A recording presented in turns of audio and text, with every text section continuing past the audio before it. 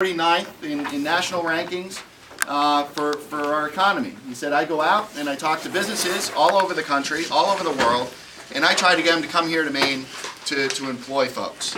And he says, I have a tough sell. I'm selling a product that has a high energy cost. I'm selling a product that has a tax structure that is based from 40 years ago, that hasn't had any significant upgrades. I'm selling a product that in national rankings that business locators look at consistently show Maine at the bottom of the pack. Corporate tax rate is a good example. Currently we're 44th in the nation.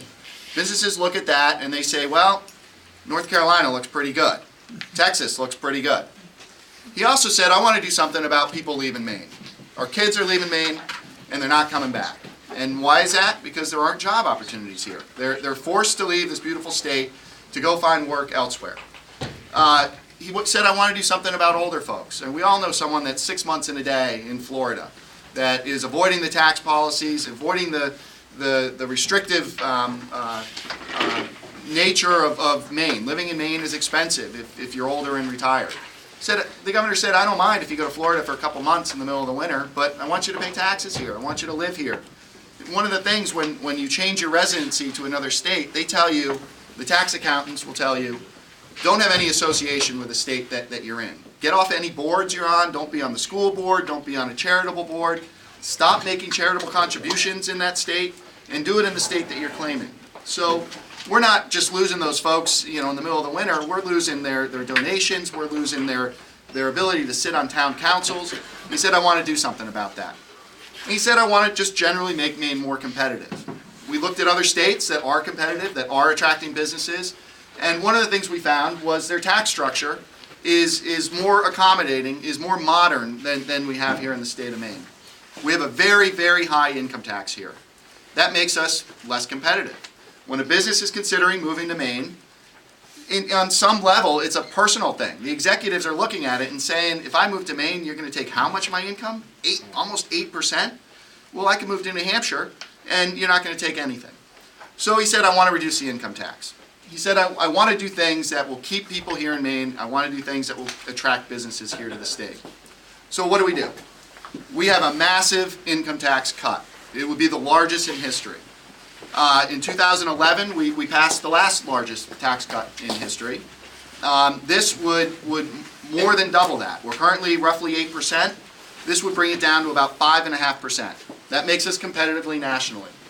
We had a Washington, D.C. Think tank take a look at our proposal after we drafted it and said, where does this move us in the rankings? Currently, we are 34th in the nation in our tax policy for competitiveness. This brings us up to 23rd. So we reduce the income tax in order to attract businesses and in order to give everyone in the state of Maine a pay raise. That first paycheck, if this passes as is proposed, that first paycheck, your withholding is going to be substantially lower, roughly 40%. So we're putting money directly back into people's pockets. We're looking at pensions. To keep those folks here that are doing the 6 months in a day, what we would do is there's currently an exemption on pension income. It's about $10,000 now. We would increase it $5,000 a year until it gets to $35,000. So if you're a retired person, you now have a reason to stay in Maine, not move to Florida. Military pensions. We would exempt any tax whatsoever on a military pension. The thinking there is twofold. One, it's the right thing to do. People have served our country. They've earned this pension. We don't need to tax it here in Maine. But more importantly, the wars are drawing down. We know that the military and decisions being made in D.C. are going to shrink the size of the military. There's a huge group of people in their late 30s, early 40s, have done their 20 years in the military, looking to retire. We want them here. They've got skills. They know how to operate heavy machinery.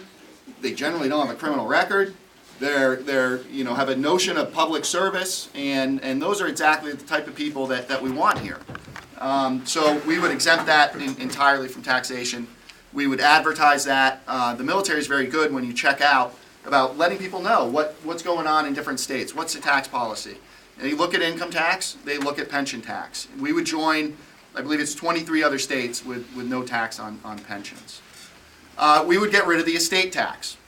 The governor just feels that taxing death is not an appropriate thing to do. And far too often, and folks here that own land and own machinery know this, that you can bump up into that level. You might not be rich, but you've got a lot of land, you've got a lot of machinery, you employ people, and when we tax the estate tax, essentially too many of those businesses are forced to choose between selling off assets of the business just to pay the tax man. So we would, in the first year,